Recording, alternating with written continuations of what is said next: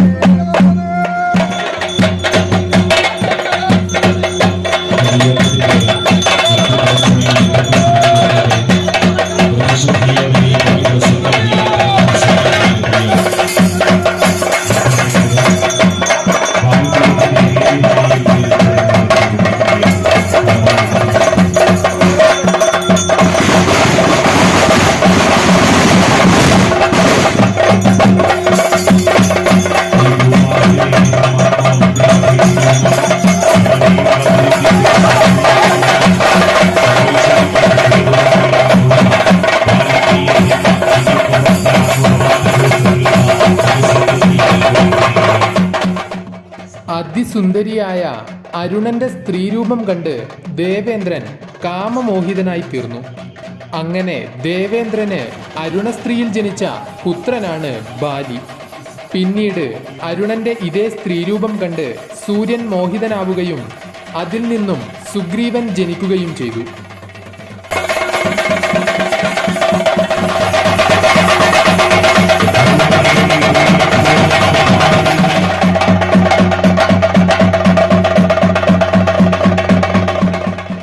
തൻ്റെ കാലം കഴിഞ്ഞാൽ കിഷ്കിന്ധ രാജ്യം ഭരിക്കാൻ അനന്തരാവകാശികളില്ലാതെ വിഷമിച്ചിരുന്ന കിഷ്കിന്ധാധിപതി ഋഷരജസിന് ദേവേന്ദ്രൻ ഈ രണ്ടു മക്കളെയും നൽകി.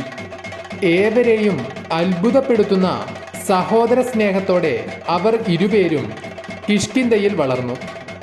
പിതാവായ ഋഷരജസിന്റെ കാലശേഷം മൂത്തപുത്രനായ ബാലി വാനര രാജാവായി കിഷ്കിന്ധയിൽ വാണു. അനുജനായ സുഗ്രീവൻ ഭരണത്തിൽ സഹായിക്കുകയും ചെയ്തു.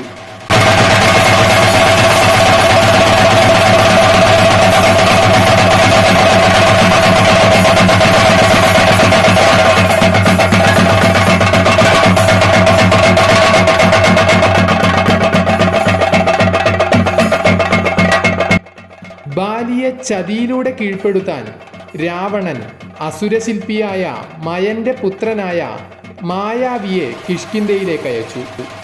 ബാലി മായാവിയെ വധിച്ചുവെങ്കിലും മായാവിയുടെ ചതിപ്രയോഗം സുഗ്രീവനെ ബാലിയുടെ ശത്രുവാക്കി തീർത്തു. ബാലിയും സുഗ്രീവനും തമ്മിൽ വിരോധമുണ്ടാകുവാൻ കാരണമായ കഥ ഇങ്ങനെയാണ്. അസുരശില്പി മയന്റെ പുത്രൻ ദുർമദൻ എന്നു പേരുള്ള മായാവിയെ ബാലി കീഴ്പ്പെടുത്തുകയും തുടർന്ന് പ്രാണരക്ഷാർത്ഥം മായാവി ഒരു ഗുഹയിൽ ചെന്ന് ഒളിച്ചിരിക്കുകയും ചെയ്തു. എന്നാൽ ബാലിയും സുഗ്രീവനും അവന്റെ പിന്നാലെ തന്നെ ഉണ്ടായിരുന്നു. ഗുഹയിലേക്ക് കടക്കുന്നതിന് മുന്നേ ബാലി സുഗ്രീവനോട് ഇപ്രകാരം പറഞ്ഞു: ഈ ഗുഹയിൽ വെച്ച് ഞാൻ മായാവിയെ കൊല്ലുകയാണെങ്കിൽ പാൽ പുറത്തേക്കൊഴുകി വരും. നേരെ മറിച്ച് അവൻ എന്നെയാണ് വധിക്കുന്നതെങ്കിൽ ഈ ഗുഹയിൽ നിന്നും രക്തമാണ് പുറത്തേക്കൊഴുകി വരിക. അങ്ങനെ ഗുഹയിൽ നിന്നും രക്തമാണ് വരുന്നതെങ്കിൽ ഉടനെ തന്നെ ഈ ഗുഹ കല്ലും മരവും കൊണ്ട് കുത്തിയടച്ച് നീ കിഷ്കിന്ധയിലേക്ക് തിരിച്ചു പോയിക്കൊള്ളണം. സുഗ്രീവൻ ജ്യേഷ്ഠന്റെ വാക്കുകൾ മനസ്സിൽ സ്മരിച്ചുകൊണ്ട് ഗുഹാമുഖത്ത് കാത്തിരിപ്പായി.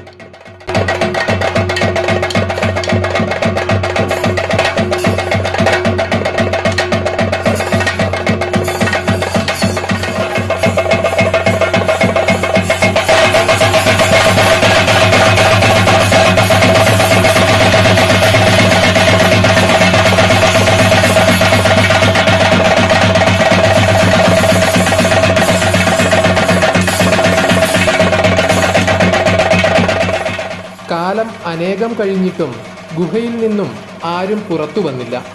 പിന്നീട് ആ ഗുഹയിൽ നിന്നും രക്തം വരുന്നതായി കണ്ടു.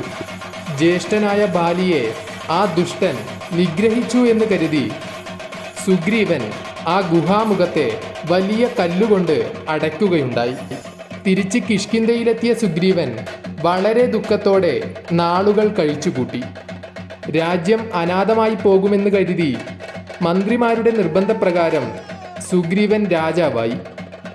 സത്യത്തിൽ ബാലി മരിച്ചു എന്ന് സുഗ്രീവന് തോന്നിയത് മായാവിയുടെ ചതിപ്രയോഗത്താലായിരുന്നു. മായാവിയെ കൊന്ന് ഗുഹാവാതിക്കലെത്തിയ ബാലി അടഞ്ഞിരിക്കുന്ന പാറക്കല്ല് ഒറ്റച്ചവിട്ടിന് ദൂരെ തെറിപ്പിച്ചു. തന്നെ കൊല്ലണമെന്നു കരുതി സുഗ്രീവൻ മനഃപൂർവ്വം ഗുഹാമുഖം അടച്ചതെന്ന് വിശ്വസിച്ച ബാലി ഒരു കൊടുങ്കാറ്റ് പോലെ കിഷ്കിന്ധയിലേക്ക് പാഞ്ഞെടുത്തു. ബാലിയെ കണ്ടയുടനെ സുഗ്രീവൻ സർവസ്വവും അടിയറവ് വെച്ചിട്ടും ബാലി ശാന്തനായില്ല. സുഗ്രീവനെയും സുഗ്രീവന്റെ വിശ്വസ്ത സേവകരെയും ബാലി കിഷ്കിന്ധയിൽ നിന്നും ആട്ടിപ്പായിച്ചു.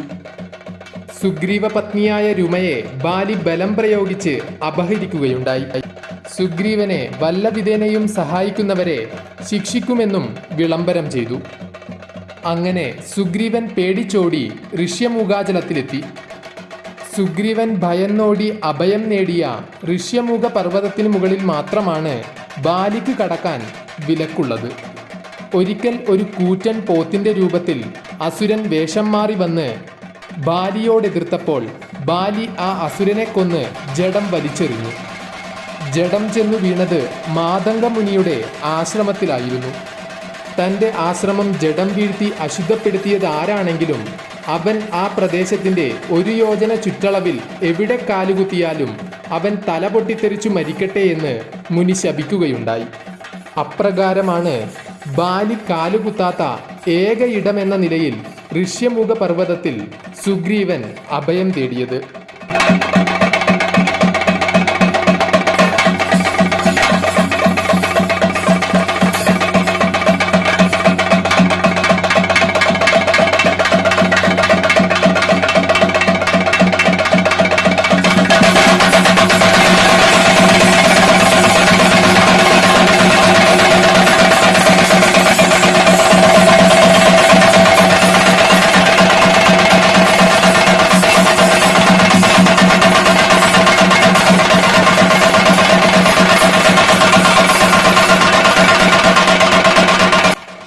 രാവണൻ തട്ടിക്കൊണ്ടുപോയ സീതയെ അന്വേഷിക്കുന്ന സമയത്ത് ശ്രീരാമൻ സുഗ്രീവനുമായി സീതാന്വേഷണത്തിനു വേണ്ടി സഖ്യത്തിലേർപ്പെട്ടു.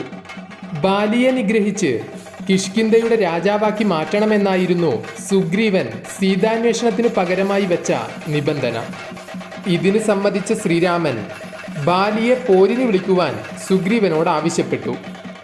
ബാലിയോട് നേരിട്ട് യുദ്ധത്തിനിറങ്ങാൻ കഴിയാത്തതിനാൽ മരത്തിനു പുറകിൽ ഒളിഞ്ഞിരുന്ന് ഒളിയം പെയ്ത് ബാലിയെ വധിക്കുവാൻ തീരുമാനിച്ച ശ്രീരാമൻ അത് സുഗ്രീവനെ അറിയിച്ചു.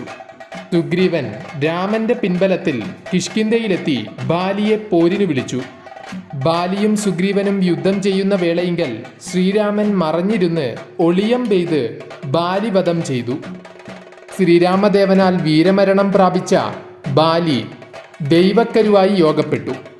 പിന്നീട് ബാലിക്ക് ഭൂമിയിൽ വിളക്കും ആരാധനയും കൽപ്പിക്കപ്പെട്ടു. ഭൂമിയിലിറങ്ങിയ ബാലി ആദ്യം കുടിയിരിക്കുന്നത് കുടക് ദേശത്തെ വടുകക്കോട്ടയിലാണ്.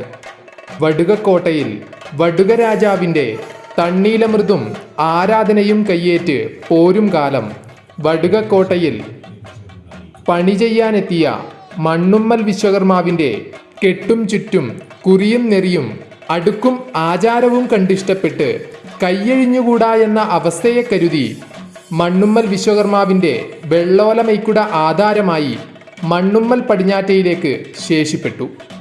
തുടർന്ന് മൊറാഴ, കുറുന്താഴ, വടക്കൻകൊവ്വൽ തുടങ്ങിയ അനേകം ദേവസ്ഥാനങ്ങളിലേക്കും നെടുബാലിയൻ ദൈവം കൈയെടുത്തു.